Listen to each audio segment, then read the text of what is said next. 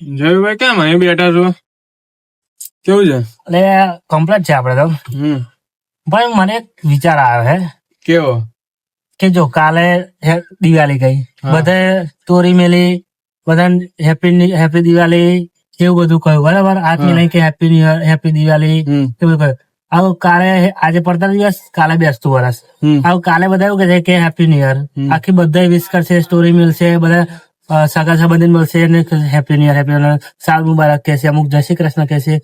પણ આ વચ્ચે જે પડતર દિવસ છે એનું હું એ વાત સાચી તમારી. હા, એટલે મેં વિચાર્યું કે બધા દિવાળી ની શુભકામનાઓ આપે, બેસતું વર્ષ ની શુભકામના આપે, ભાઈ બીજ ની છે બધી હાલે મોટા ભાગે, પણ પડતર દિવસ ની કોઈ ના હાલે.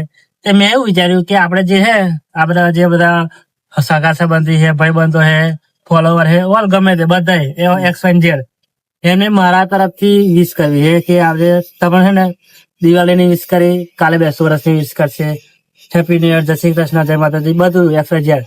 મારે એમને એવી વિશ કરી છે કે આજે પડતર દિવસ છે તો તમને બધાને હેપી પડતર દિવસ, જય શ્રી કૃષ્ણ, જય માતાજી. તમારો આજથી જે કાલથી નવું વર્ષ બેવાનું છે, હું આજથી જ કહી દઉં, આજથી તમારો આમ શુભકામના એવી કે તમારો દિવસ આખું વર્ષ સારું જાય એ માતાજીની પ્રાર્થના. એટલે મેં આ વિચાર લીધું કે આજે તમારો દિવસ છે, આજે પડતર દિવસ, એ હેપી પડતર દિવસ. તમને બધાને મારા તરફથી અને મારા પરિવાર તરફથી તમને બધાને હેપી પડતર દિવસ.